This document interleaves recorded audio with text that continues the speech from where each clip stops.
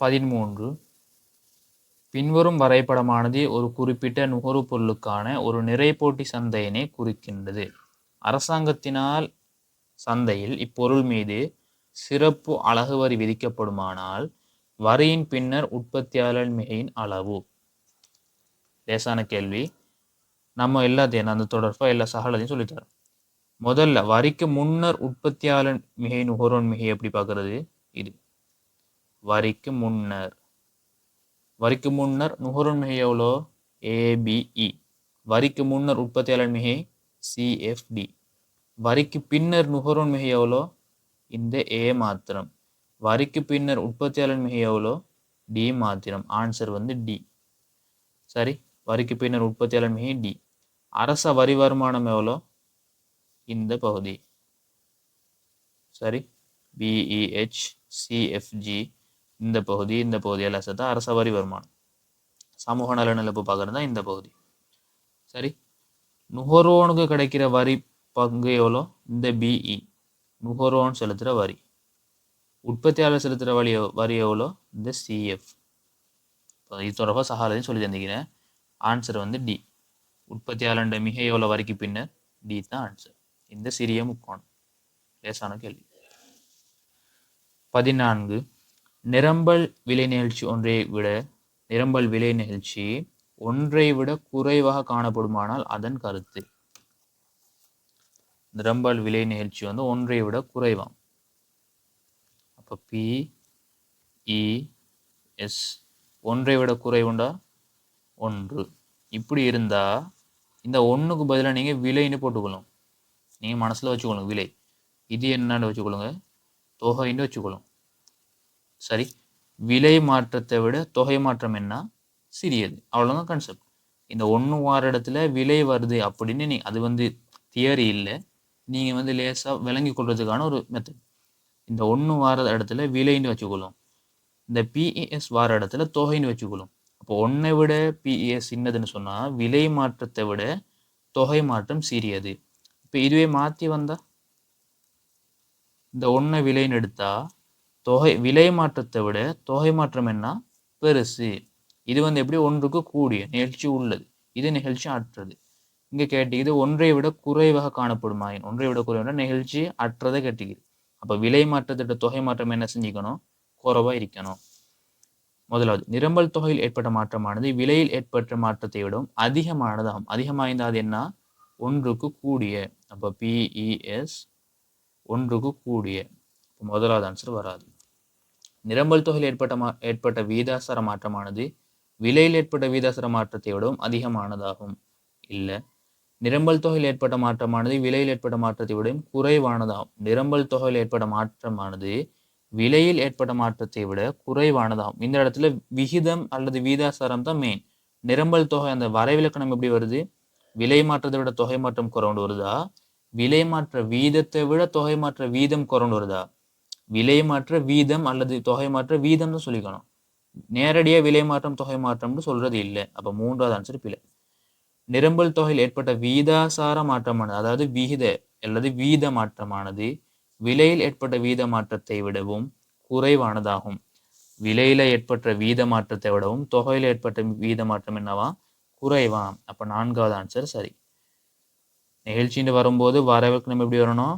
விகிதாசாரம் அல்லது வீத மாற்றம் அந்த வேர்டு வரணும். வீத மாற்றம் வர இல்லாட்டி அந்த ஆன்சர் வராது. 5வது, நிரம்பல் தொகையில் ஏற்பட்ட வீதாசார மாற்றமானது விலையில் ஏற்பட்ட மாற்றத்தை விடவும் எங்கனைக்குல வீதாசார மாற்றம், எங்கனைக்குல விலையில் ஏற்பட்ட மாற்றம். அப்ப அந்த ஆன்சர் வராது. அப்படி வந்தாலே வராது. 5வது ஆன்சர் பிழை. ஆன்சர் வந்து 4வது ஆன்சர். 15. ஒரு நிறைபோட்டி சந்தைக்கான கேள்வி மற்றும் நிரம்பல் வலைகள் பின்வரும் சமன்பாடுகளால் காட்டப்படுவதாக கருதுக. கேள்வி வலை, நிரம்பல் வலை. மேலுள்ள சமன்பாடுகளால் QDQS என்படும் முறையை கேள்வி தொகையையும் நிரம்பல் தொகையையும் குறிப்பதோடு பி விலையினையும் குறிக்கின்றது. மேலும் அரசாங்கமானது இச்சந்தையில் விற்கப்படுகின்ற பொருளின் அலகொன்றிற்கு ரூபாய் 20க்கு சமமான ஒரு குறைந்தபட்ச விலையினை விதிப்பதாக கருதுக. இது என்ன கேட்டிக்கிட்டு சொன்னா, குறைந்தபட்ச விலை விதிப்பதன் காரணமாக ஏற்படுற மிகை நிரம்பலா மிகை கேள்வியா அப்படி ஏற்பட்டால் அது எந்த அளவு ஏற்படுது அப்படின்றது தான் கேட்கப்பட்டு இதை வந்து லேசாக ஒரு வரைவு செய்கிறதன் மூலமாக நம்ம கண்டுபிடிக்க இயலும். சரி, முதல்ல குறைந்தபட்ச விலை விதிக்கிறதால என்ன நடக்குதுன்னு நம்ம பார்க்கணும். இதுக்கு முன்னுக்கு ஒரு கேள்வி வந்துச்சு, அதில் நான் சொல்லி தந்தேன். குறைந்தபட்ச விலை விற்பனை இது வந்து ஒரு சாதாரண சந்தை சமநிலை. குறைந்தபட்ச விலை எப்படி விதிக்கப்படும்? சமநிலை விலைக்கு மேலாக. குறைந்தபட்ச விதிப்பதன் காரணமாக என்ன ஏற்படும்? இந்த பகுதி எப்படி? மிகை நிரம்பல். அப்ப மிகை நிரம்பல் தான் ஏற்பட போகுது குறைந்தபட்ச விலை. சரி, இப்ப என்னன்னு சொன்னா நம்ம இந்த இடத்துல எவ்வளவு மிகை நிரம்பல் அதை கண்டுபிடிக்கணும். மிகை கேள்வி வருமா? ரெண்டும் வராது. அப்ப 3, 4 ஆன்சர் கட். இப்பவே கட் பண்ணிட்டோம். சரி, இப்போ சமன்பாடுகள் தரப்பட்டிருக்குது. QD QS. நம்ம என்ன செய்வோம்? அதை வச்சு சமநிலை விலை தொகையை கண்டுபிடிப்போம். 60 மைனஸ் 2p சமன் மைனஸ் 20 சக 3p. அப்போ 80 சமன் 5p. p சமன் 16. சரி, p சமன் 16. அப்போ சமநிலை விலை எவ்வளோ? ஆரம்பத்தில் 16. சமநிலை தொகைக்கு என்ன செய்வோம்? அந்த 16 பிறகு செய்வோம்.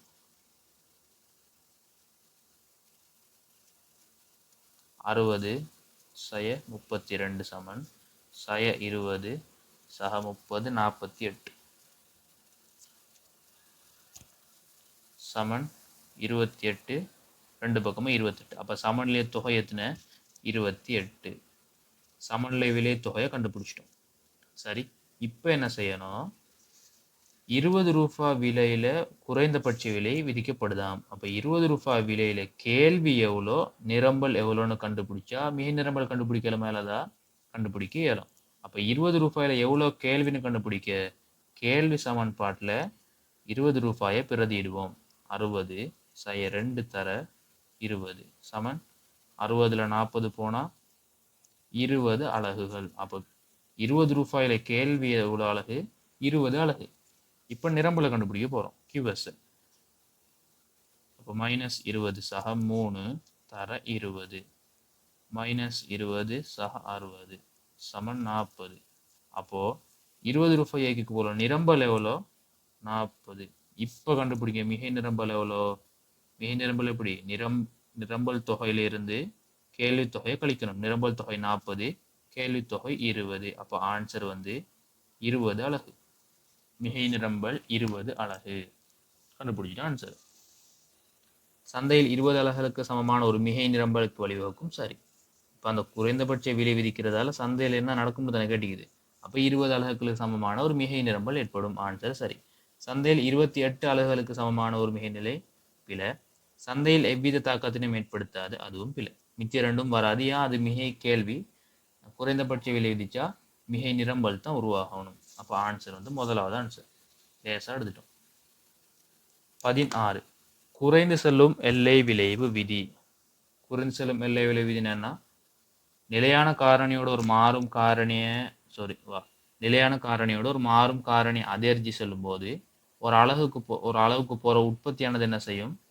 குறைவடைஞ்சிட்டு போகும். எல்லை உற்பத்தி குறைவடைஞ்சிட்டு போகும். ஓரளவு ஆரம்பத்தில் அதிகரிச்சுட்டு போயிட்டு ஒரு புள்ளிக்கு போகிறோம், குறைவடைஞ்சிட்டு போகும். இதுதான் குறைந்து செல்லும் விளைவு விதி. தொழிற்சாலையின் பருமன் அதிகரிக்கும் போது அதன் எல்லை உற்பத்தியானது படிப்படியாக வீழ்ச்சி அடைகின்றது என்பன ஆகும்.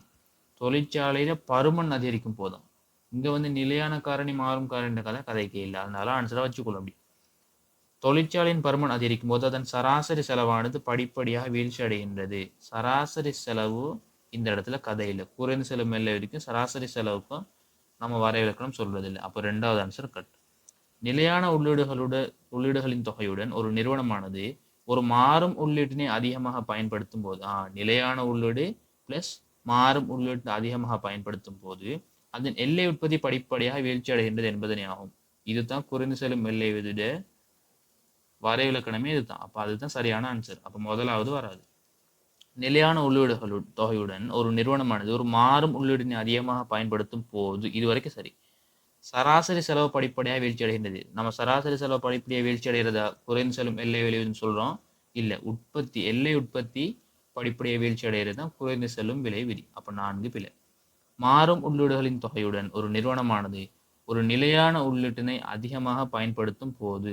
மாறும் உள்ளீட்டிட நிலையான உள்ளீடு இதை அப்படியே மாற்றி தந்திக்குது. எல்லை உற்பத்தி படிப்படியை வச்சோட இதெல்லாம் சரி, இந்த விஷயம் சரி. மாறும் உள்ளீட்டோடைய நம்ம நிலையான உள்ளீட்டு அதிகமாக பயன்படுத்தணும் இல்லை, நிலையான உள்ளீடோட தான் மாறும் உள்ளீட்டை பயன்படுத்தணும். அப்போ 5வது ஆன்சரும் இல்லை. ஆன்சர் வந்து 3வது ஆன்சர். 17 உற்பத்தியில் உள்ளார்ந்த செலவுகள் காணப்படும் போது. உள்ளார்ந்த செலவுன்னா நேரில் செலவு அல்லது அமைய செலவுகள்னு சொல்லலாம். கணக்கீட்டு இலாபமானது பொருளாதார லாபத்தை விட கூடுதலாக காணப்படும். கணக்கீட்டு லாபம் பொருளாதார லாபத்தை விட கூடுதலாகும். அப்படியா? கணக்கீட்டு இலாபமானது பொருளாதார இலாபத்தை விட கூடுதலாக இருக்கும். ரைட். முதல்ல கணக்கீட்டு இலாபத்துக்குரிய சமன்பாடு என்ன? வருமானத்திலிருந்து நேர் செலவு கழிப்போம். பொருளிய லாபத்துக்குரிய சமன்பாடு என்ன? வருமானத்திலிருந்து நேர் செலவையும் கழிப்போம், நேரில் செலவையும் கழிப்போம். அப்போ கூற்று சரி. கணக்கீட்டு லாபம் வந்து பொருளாதார லாபத்தை விட கூடுதலாக. பொருளாதார லாபம் கண்டுபிடிக்க போகல நேரில் செலவையும் கழிப்போம், கணக்கீட்டு லாபம் கண்டுபிடிக்கும் போது நேரில் செலவை கழிக்க மாட்டோம். அப்போ முதலாவது ஆன்சர் சரியான ஆன்சர். பொருளாதார லாபமானது எப்போதும் பூஜ்ஜியமாக காணப்படும். உள்ள இருந்த செலவு காணப்பட்டாலே பொருளாதார லாபம் பூஜ்ஜியமா? அப்படின்னு இல்லை. மொத்த வருமானமும் மொத்த செலவுக்கு சமப்பட்டாதான் பொருளாதார லாபம் பூஜ்ஜியம். அப்போ 2வது ஆன்சர் பிள்ளை. பொருளாதார லாபம் பூஜ்ஜியமாக்கி நம்ம என்ன இருக்கணும்?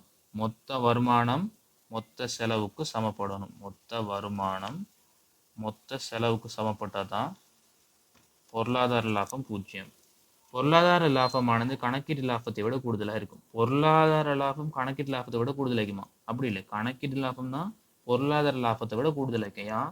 கணக்கீட்டு லாபத்தில் நேர் செலவு மாத்திரம் கழிப்போம், பொருளாதார லாபத்தில் நேர் செலவையும் கழிப்போம், நேரில் செலவையும் கழிப்போம். அப்போ 3வது ஆன்சர் பிழை. கணக்கீட்டு லாபமானது எப்போதும் பூஜ்ஜியமாக காணப்படும் அப்படின்னு இல்லை. கணக்கீட்டு லாபம் எப்போதும் பூஜ்ஜியம் அப்படின்னு இருக்குதா? அப்படின்னு ஒரு ஆன்சர் இல்லை. பொருளாதார லாபமும் கணக்கீட்டு லாபம் ஒன்றுக்கொன்று சமமாக காணப்படும்.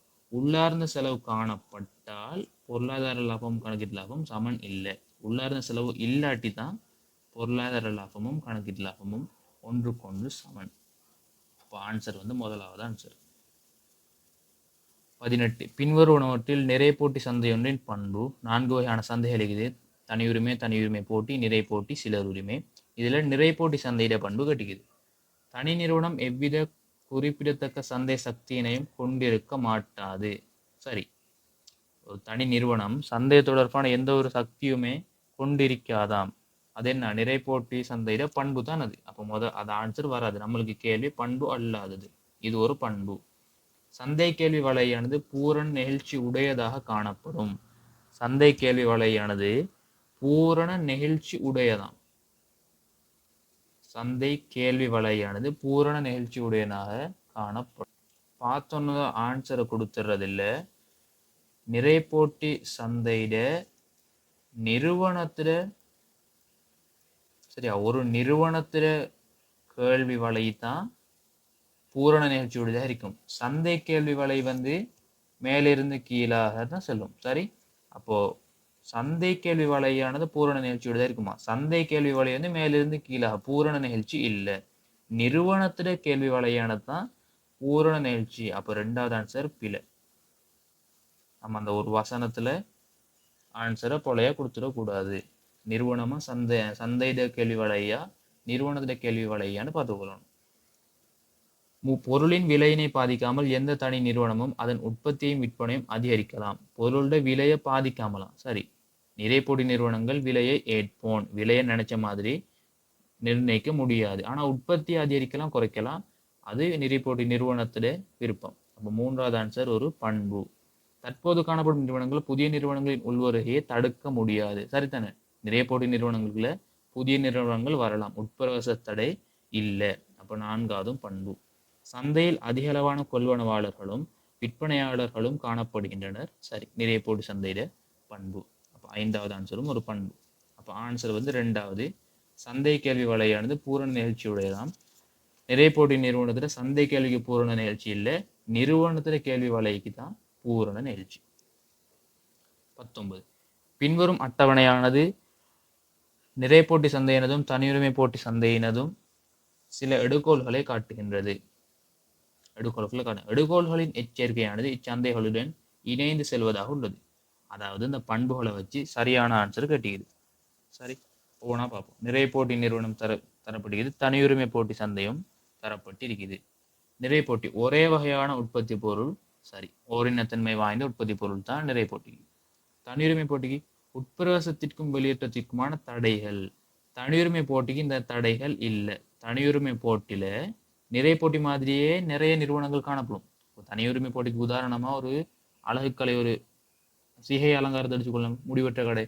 அப்ப அது நிறைய ஈக்குது. ஆனா ஓரினத்தன்மை அந்த பொருள் இல்லை. ஆனா உட்பிரவேச தடை ஈக்குதுன்னு சொல்லிக்குது. உட்பிரவேச தடை ஈக்குதா தனியுரிமை போட்டிக்கு இல்லை. நிறைய நிறுவனங்கள் காணப்படும். சரி, அப்போ இந்த பண்பு பிழை, இந்த சேர்க்கை பிழை. முதலாவது ஆன்சர் பிழை. வேறுபட்ட உற்பத்தி பொருள் நிறைய போட்டி நிறுவனத்துல வேறுபட்டதா இல்லை, ஒரே வகையானது. ஒரே வகையான உற்பத்தி பொருள் இதை மாற்றி தந்துகிறது. தனியுரிமை போட்டிக்கு தான் வேறுபட்ட உற்பத்தி பொருள். அப்ப ரெண்டாவது ஆன்சர் பிழை. அதிக அளவிலான விற்பனையாளர்கள் இது சரி, குறைந்த அளவிலான விற்பனையாளர்கள் பிழை. தனியுரிமை போட்டி நிறைய போட்டி மாதிரியே அதிக அளவான விற்பனையாளர்கள், அதிக அளவான கொள்வனவாளர்கள் இருக்குது. ஒரே ஒரு வித்தியாசம், வேறுபட்ட உற்பத்தி பொருட்கள். தனியுரிமை போட்டிக்கு வேறுபட்ட உற்பத்தி பொருள். அப்போ மூன்றாவது ஆன்சரும் பிழை. உட்பிரவேசத்திற்கும் வெளியேற்றத்திற்குமான தடைகள் நிறைய போட்டிக்கு உட்பிரவேச வெளிப்பிரவேச தடை இல்லை. எனவே இது பிழை. பூரணமான தகவல்கள் நிறைய போட்டி நிறுவனத்துக்கு தான் வரும். இதுவும் இல்லை. அதிக அளவான விற்பனையாளர்கள் சரி, வேறுபட்ட உற்பத்தி பொருள் சரி. ஆன்சர் ஐந்தாவது ஆன்சர். சரிதானே? நிறைய போட்டி நிறுவனத்துக்கு அதிக அளவான விற்பனையாளர்கள், கொள்வனவாளர்கள். தனியுரிமை போட்டிக்கு என்ன, ஒவ்வொரு ஆட்கள பொருட்களும் வேறு வேறுபட்ட மாதிரி. ஒரு சிகை அலங்காரத்தில் ஒரு மாதிரி வெட்டுவார், இன்னொரு ஆள் இன்னொரு மாதிரி வெட்டுவார். அது அவரோட தனிப்பட்ட திறமைகள், தனிப்பட்ட அனுபவங்களுக்கு ஏற்ற மாதிரி பொருட்களோட தன்மை வேறுபடும். இப்போ ஆன்சர் ஐந்தாவது ஆன்சர். 20வது, நிறைபோட்டி கைத்தொழிலுள்ள ஒரு நிறுவனமானது குறுங்காலத்தில் பின்வரும் சூழ்நிலையினை எதிர்கொள்கின்றது. என்னவா? வெளியீடுகள் 500 அலகு, ஒரு அலகுக்கான விலை 6 ரூபாய், மொத்த செலவு 5000, மொத்த நிலையான செலவு 1000, எல்லை செலவு 6 ரூபாய். சரி, இப்போ நம்ம இதுல கேட்டுக்கிற கேள்வி, இலாபத்தை உச்சப்படுத்தும் நோக்கில் செயல்படும் இந்நிறுவனம் என்ன செய்யணும் அப்படின்ட்டு கேட்டுக்குது. நம்ம கண்டுபிடிப்போம். இந்த நிறுவனம் இலாபத்தை உச்சப்படுத்தணுமா இருந்தா என்ன செய்யணும்னு கேட்டுக்குது. வெளியீடு 500. அப்போ 500 தர ஒரு அலகுக்கு எவ்வளோ விலை? 6 ரூபாய். அப்போ வருமானம் எவ்வளோ? 3000 ரூபாய் மொத்த வருமானம். சரி, மொத்த செலவு எவ்வளோ? 5000 ரூபாய். அப்போ எவ்வளோ லாபம் இருக்குதா? 2000 ரூபாய் நஷ்டம் தான் இது. வருமானம் 3000, செலவு 5000. எனவே 2000 ரூபாய் நட்டம். அது ஒன்று. ரெண்டாவது, 500 அலகுகளில் நிலையான செலவு 1000. இப்போ மொத்த செலவு 5000த்துல நிலையான செலவு எவ்வளோ? 1000 ரூபாய். அப்போ மாறும் செலவு எவ்வளோ? 4000 ரூபாய். இந்த 4000த்தை 500ஆல பிரிச்சா ஒரு அலகுக்கான மாறும் குறையும் எவ்வளோ? 8 ரூபாய் வருது. ஒரு அலகுக்கான ஒரு அலகு மாறும் கிரயம் 8 ரூபாய். ஒரு அலகுக்கான விலை எவ்வளோ? 6 ரூபாய். அப்போ 6 ரூபாயை விட 8 ரூபாய் பெருசாக இருந்தா, அதாவது விலையை விட மாறும் குறையும் பெருசாக இருந்தா நிறுவனம் என்ன இயங்குறது? நட்டத்துல இயங்கி கொண்டிருக்குன்னு அர்த்தம். டோட்டலா பார்த்தா இப்படி பார்த்தாலும் நட்டம், மாறும் குறையத்தை பார்த்தாலுமே நட்டம். சரி, நம்ம ரெண்டு வகையிலையும் பார்க்கணுமே. நிலையான செலவை வச்சும் பார்க்கணும், மாறும் செலவை வச்சும் பார்க்கணுமே. ரெண்டு வகையிலுமே நட்டம். அப்போ லாப உச்சப்படுத்தல்னு சொன்னா நிறுவனத்தை மூடணும். நிறுவனத்தை மூடுனா எவ்வளவு நட்டம் வைக்க போகுது? இந்த நிலையான செலவு 1000 மட்டும்தான் நட்டம். நிறுவனத்தை தொடர்ச்சியா நடத்தினா 2000 ரூபாய் நட்டம். நிறுவனத்தை மூடுனா 1000 ரூபாய் தான் நட்டம். அப்ப லாப உச்சப்படுத்தல் எப்படி? 2000 நட்டமா போறதை விட 1000 நட்டமாகனா நட்டம் குறவு தானே. அந்த வகையில பார்க்கணும். நம்ம 2000 நட்டம் போறதை விட 1000க்கு குறைச்சா அப்ப அதை லாபத்தை கூட்டுறோம். அதாவது 1000 நட்டம் போறதை தடுக்கிறோம். அந்த வகையில நம்ம பார்க்கணும். இப்போ பார்ப்போம். வெளியீட்டை குறைக்கும் அதே வேலை தொடர்ந்து உற்பத்தி செய்யணும். தொடர்ந்து உற்பத்தி செய்யலுமா? தொடர்ந்து உற்பத்தி செய்ய முடியாது. என்ன காரணம்?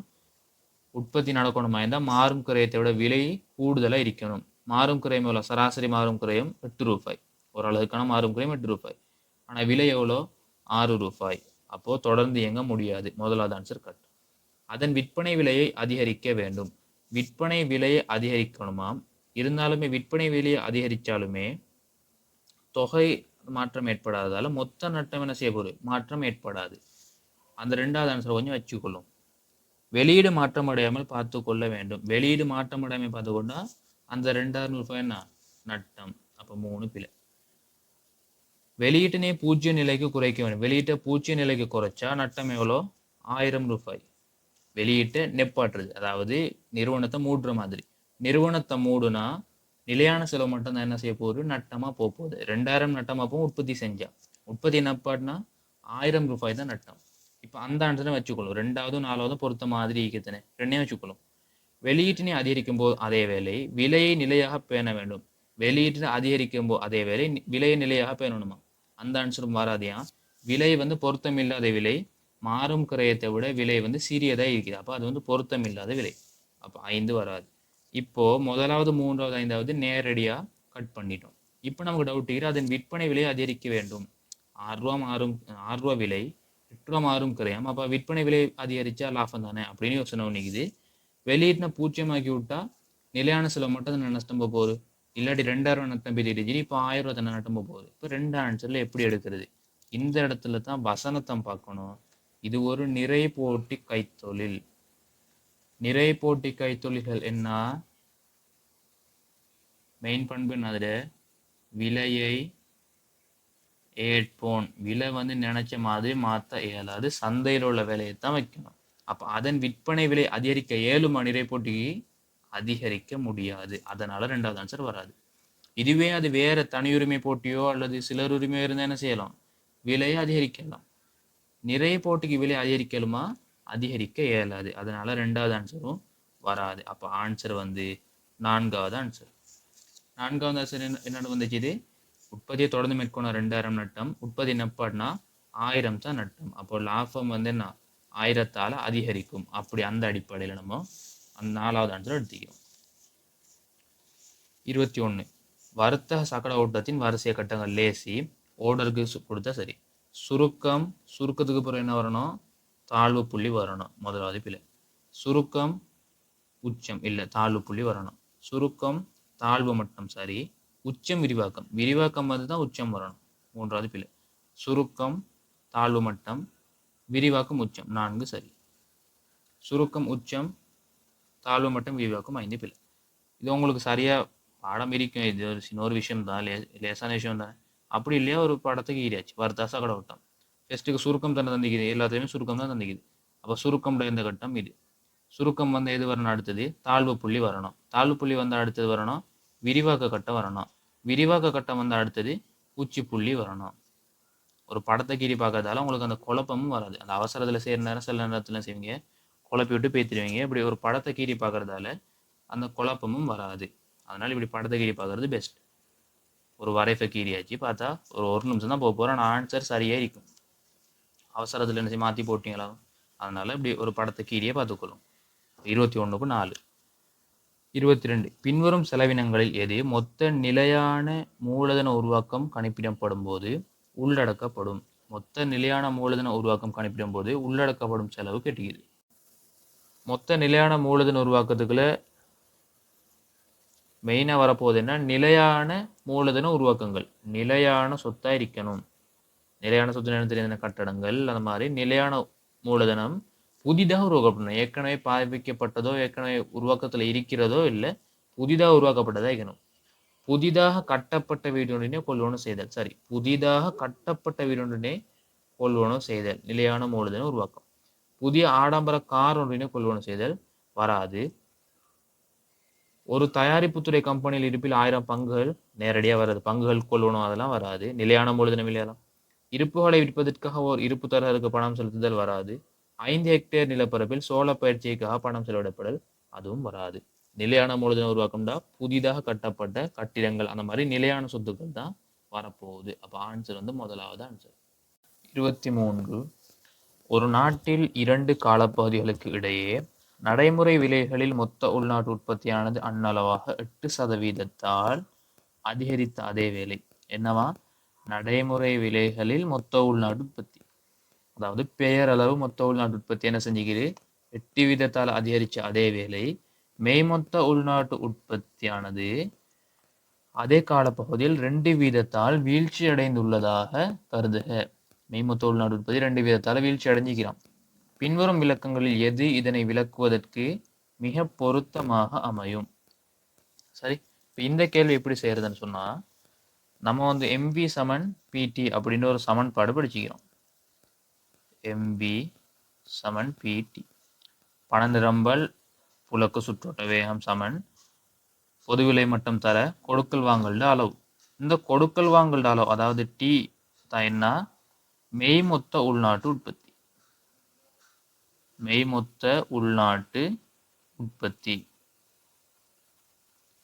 இந்த பொதுவிலை மட்டம் இதையும் இந்த டீயையும், அதாவது பொதுவிலை மட்டத்தால டீயை பெருக்கி வார அந்த ரெண்டையை சேர்த்து சொல்றது நடைமுறை விலைகளில் மொத்த உள்நாட்டு உற்பத்தி அல்லது பெயரளவு மொத்த உள்நாட்டு உற்பத்தி. சரி, டீண்டா என்ன, மெய்மொத்த உள்நாட்டு உற்பத்தி. பி தர டி அதாவது பிடி பெருக்கி வாரது என்ன, பெயரளவு மொத்த உள்நாட்டு உற்பத்தி. ரைட், அது முதலாவது விஷயம் நீங்க பார்க்கணும். ரெண்டாவது விஷயம் பார்க்கணும், இந்த MV சமன் PT இது தானே, இது ஒன்றுக்கொன்று சமன். இது பெருமதிகள்ல, அதாவது இப்போ M 10, V 5 அப்படி பெருமதிகள்ல தந்திருந்தா இந்த MA Vயையும் பெருக்குவோம், அதே மாதிரி PAயும் Tயையும் பெருக்குவோம் பெருமதிகள்ல தந்திருந்தா. ரெண்டையும் பெருக்கிறதுக்கு சமன் தான் MV சமன் PT இருக்க போகுது. அதுவே சதவீதத்துல தந்திருந்தா, பெர்சன்டேஜ்ல தந்திருந்தா M + V சமன் P + T. அதாவது எம்மையும் வியையும் கூட்டி, அதாவது இதுல சதவீதம் 8% தந்திருந்தா பிளஸ் 2% சமன் அடுத்த பக்கத்துல 10%க்கு சமனா இருக்கும். சதவீதம் தந்திருந்தா கூட்டுவோம், பெருமதிகள்ல நம்பர்ஸ் தந்திருந்தா பெருக்கு வரும், MAVயை பெருக்குவோம், PATயை பெருக்குவோம். சதவீதம் தந்திருந்தா MAVயை கூட்டி சமன் P + T, இப்படிதான் வரப்போகுது. இப்போ இந்த இடத்துல தரப்படுகிறது சதவீதம். இது ரெண்டாவது விஷயம் நீங்க பார்க்கணும். சரி, அப்போ MV சமன் PT. நமக்கு இங்க MV கேட்கப்படுகிற கேள்வியில கேட்கப்படையில இருந்தாலும் பரவாயில்ல, நம்ம அப்படி போட்டு வச்சுக்கலாம். MV தெரியாது நமக்கு. நடைமுறை விலைகள்ல மொத்த உள்நாட்டு உற்பத்தியானது அன்னளவாக 8 வீதத்தால் அதிகரிக்கிறான். அதாவது மொத்த உள்நாட்டு உற்பத்தி பெயரளவுன்னு சொன்னா இந்த PA TA வார ஆன்சரிக்கிறது தானே, P + T சமன் 8 வீதம் பிளஸ். சரியா, முதலாவது கூட்டு விளங்கிட்டா, பெயரளவு உள்நாட்டு உற்பத்தி அன்னளவாக 8 வீதம் அதிகரிச்சுன்னு சொன்னா இந்த PAயும் TAயும் கூட்டி வர தானே, ஏன்டா P தர T தானே பெயரளவு மொத்த உள்நாட்டு உற்பத்தி, T மாத்திரம் தான் மெய்மொத்த உள்நாட்டு உற்பத்தியே. அப்ப இதே ரெண்டையும் கூட்டி வர்றது தான் என்ன, 8 வீதம். அதுல தரப்படுகிறது மெய்மொத்த உள்நாட்டு உற்பத்தியானது அதே காலப்பகுதியில் 2 வீதத்தால் வீழ்ச்சி அடைஞ்சிக்கிறான். மெய்மொத்த உள்நாட்டு உற்பத்தினா என்ன, இந்த T என்ன நடந்திருக்குது, -2. அப்போ P + Tக்கு பதிலாக -2 பிரதி செஞ்சு சமன் 8 வீதம். -2% அப்பதானே கூட்டுவோம், இல்லாட்டி பெருக்கப்பட்டுரும். நம்பர்ஸ்ல போட்டா பெருக்கிறது, வீதத்துல வந்தா கூட்டுறது. அப்போ P + -2 வீதம் சமன் 8 வீதம். இப்போ நமக்கு கேள்வி பொதுவிலை மட்டும் தான் கேள்வி, அதாவது இந்த P பெர்சன்டேஜ், பிரைஸ் பெர்சன்டேஜ், பொதுவிலை மட்டத்துல பெர்சன்டேஜ். இப்போ என்ன செஞ்சா எழுவை மாற்றம் செஞ்சா ஆன்சர் வரப்போகுது. P சமன் 8%, அங்கிட்டு போனா சய -2% பிரக்கெட்ல இருக்கிறதால அது சரியா அந்த மைனஸ் பிளஸ் சரியா இருக்கணும். அப்போ P சமன் 8 சயத்தர சய சக 2 சமன் 10%. பொதுவிலை மட்டம் என்ன செஞ்சுக்க போரு, 10%ஆல கூடி இருந்தா தான் மெய்மொத்த உள்நாட்டு உற்பத்தி 8 வீதத்தால் அதிகரிச்சிருக்கும். சாரி, மெய்மொத்த உள்நாட்டு உற்பத்தி 2 வீதத்தால வீழ்ச்சி அடைஞ்சிருந்தாலுமே பெயரளவு மொத்த உள்நாட்டு உற்பத்தி 8 வீதத்தால அதிகரிச்சு இருக்கும். மறுபடியும் சொல்றேன், பொதுவிலை மட்டம் 10 வீதம் அதிகரிச்சு இருந்தா தான் மெய்மொத்த உள்நாட்டு உற்பத்தி 2 வீதத்தால குறைஞ்சாலுமே பெயரளவு மொத்த உள்நாட்டு உற்பத்தி 8 வீதத்தால அதிகரிச்சு இருக்க போகுது. அதுதான் விளக்கம். நம்ம முதல்ல பெர்சன்டேஜ் அமௌண்ட் பார்த்தோம். அப்போ பெர்சன்டேஜ் தரப்படுகிறது. MB சமன் PTல தரப்படுகிற தகவல்கள் P + Tயை வச்சு தான் எடுக்கிறது.